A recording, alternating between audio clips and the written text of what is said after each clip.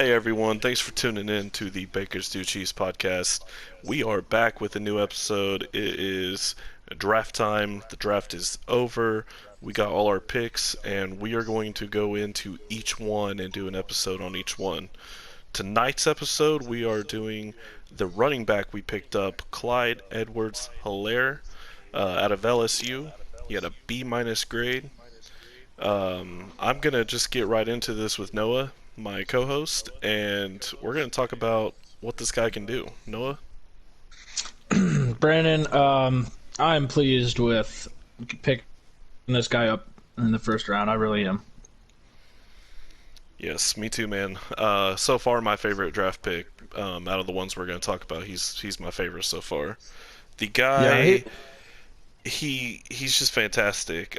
Just to go into a couple things real quick here. 1,414 rushing yards in 2019. 453 receiving yards on 55 receptions. The guy is a beast.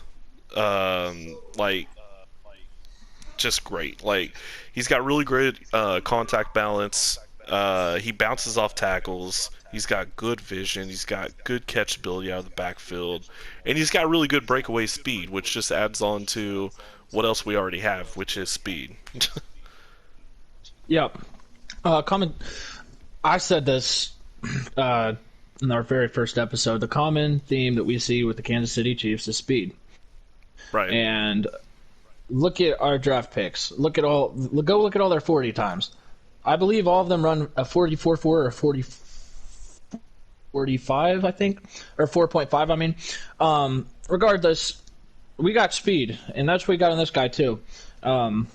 He's a fast guy, but he's also able to run over people. He's also to bounce off tackles, like you were saying, and I mean, he's just an all-around solid running back, and he's going to fill in the position that we needed most. Yeah. Yeah, he's going to be a very good addition. He honestly has potential to be a running back one. And I'll just say that straight off the gate. It's just the way it is. Yep. And, I believe that they drafted him to come in immediately and start for us and produce for us. I listened to, as they interviewed him right after the draft and right after their pick, they sounded pretty confident that he was going to come in and immediately start making plays. And that's huge because we saw that with Kareem Hunt, and look at what Kareem Hunt did. Yeah, Kareem Hunt was a beast, and we've honestly not done well in that position since he's been gone. You've just seen that hole, and I feel like it's finally going to be filled. Right. So let's talk about that a little bit, this running back position. So we lose Kareem Hunt in 2018. Damian Williams steps up. He makes plays. He does what he needs to do. And you know what's crazy? We actually, the same exact thing that happened in the end of 2018 happened at the beginning of the 2020 season, which is we lose Kareem Hunt. He's gone. And so we sign free agent LaShawn McCoy. And was he a free agent, or do we trade him? Do you remember? I want to say he was a free agent. I can't remember for sure. I think he was. Regardless, we pick up LaShawn McCoy, and what do we do in the draft? We go pick up Darwin Thompson. Well, this year, in free agency, we get DeAndre Washington, and in the draft, we draft Clyde Edwards. So it's the same. The same thing happened. This year, LaShawn McCoy is a free agent. Clyde is going to be wearing his number 25, and so it's just crazy to me to see the same exact thing happen back-to-back years. But then seeing where Damian Williams fits in the mix, they've kept him pretty steady, and I think that they wanted to start Damian Williams. I'm going to go ahead and say that that's what their intentions were at the beginning of the 2019 season, but I mean, he just didn't produce like they wanted him to. No, and like we were talking about before we started, is Damian's in good graces with the Chiefs. He stepped up in key moments, playoffs, Super Bowl, obviously. Just like Sammy did. So, I mean, Right. he's in good graces. That doesn't mean he's still with this team for 2020, though. I mean, what do you think? Yeah, and I'm on the fence, and I'm on the fence because we talked about this before we started as well. We'd sign free agent DeAndre Washington, and we go draft a running back in the draft. So what's that tell you? I mean, that tells you we need a running back, obviously. That tells you they're not happy with Damian Williams. So Yeah, I mean, yeah, that that's raises true. a question. That raises a question. What do we expect? Do we expect him to stay, or do we expect him to? He has one. I believe he has one more year left on his contract with us.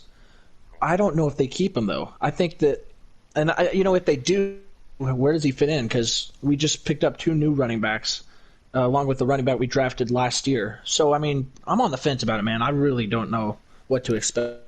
Yeah, I'm guessing. I guess we'll see that shape up through the rest of the offseason and training camp. Training camp will be huge to figure out who's going to be the one on top. Right, and this is something else we kind of talked about a little bit. Knowing we have all these running backs, we could. There's a possibility we could see them throw in a full house formation. Knowing how creative Andy Reid is, they could put in a full house. For those of you who don't know what that is, it's a formation which allots two running backs and a fullback with your quarterback in the backfield. So essentially, there's about four in the backfield. You have your quarterback, two running backs, and your fullback. And so with that formation, it opens up a read option, shovel option, triple option. It gives you a couple options with different running backs. So if you run that, essentially, one of your running backs getting the ball, or your fullback. And so if they do that, that gives DeAndre Washington, this new guy, Clyde Edwards, and possibly Damian Williams or Darwin Thompson a chance to touch a ball in the same play. And so they could do that, but that does leave the question, do they want Patrick Mahomes running the ball? Because if that linebacker blitzes, Patrick Mahomes is going to have to keep the ball if they run a typical read option, and that leads to injury.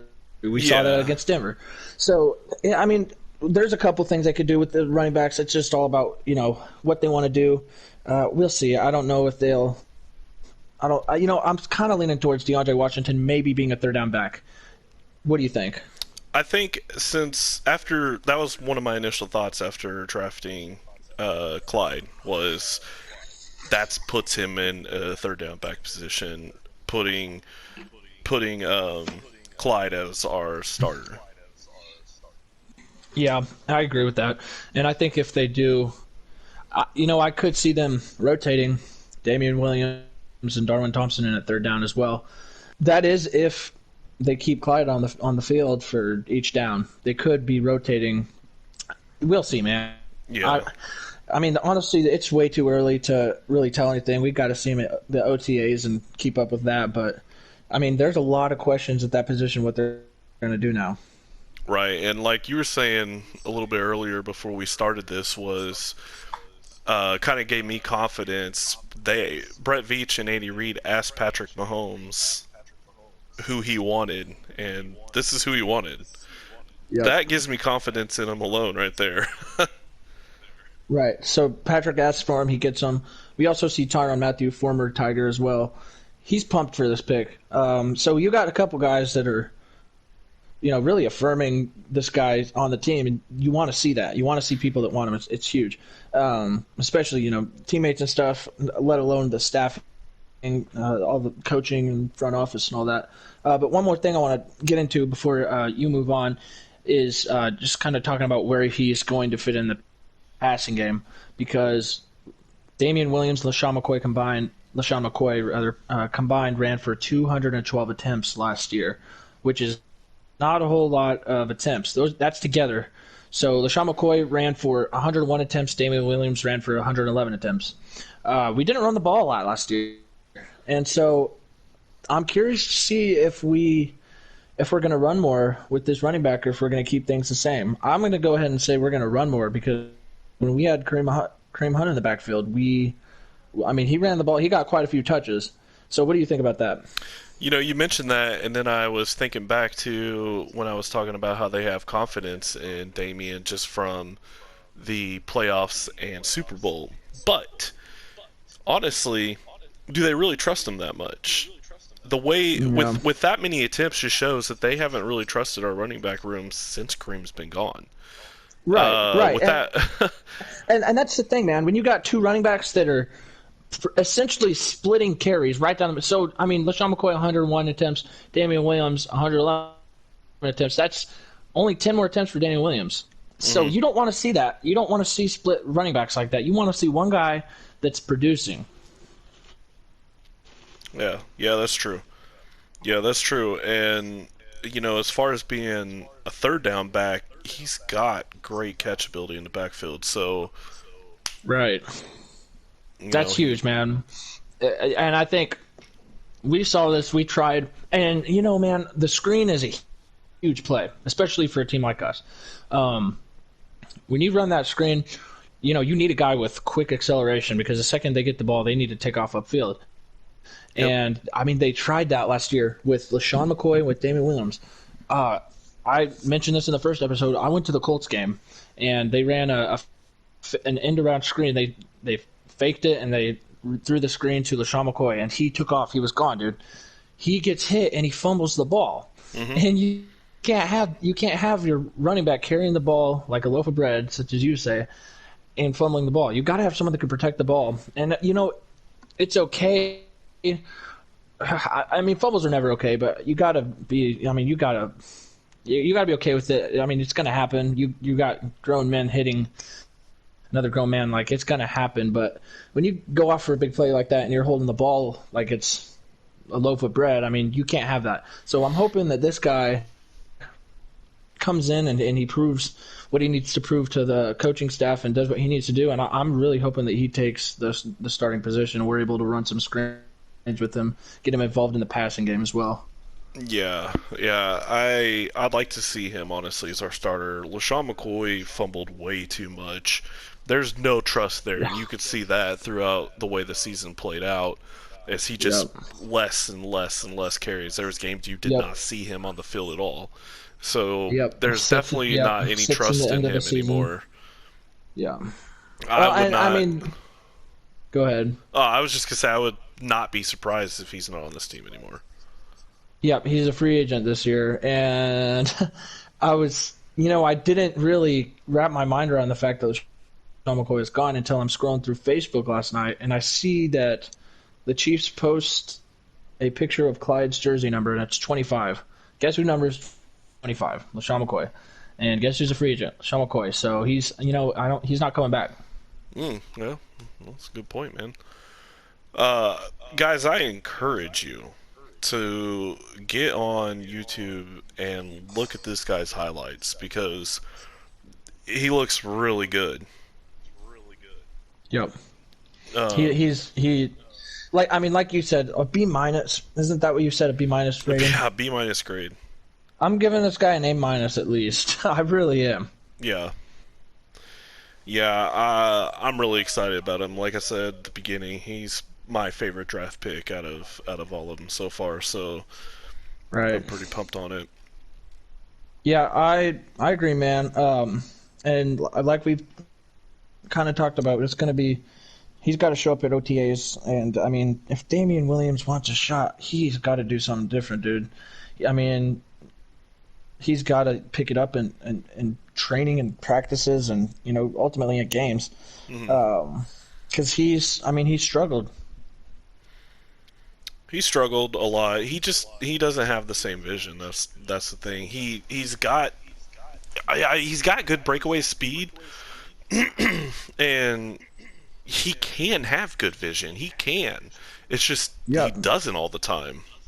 He doesn't, man. And we talked about this before the episode, but when Patrick Mahomes goes down against the Broncos, Matt Moore comes in, and I'm not bashing Matt Moore one bit.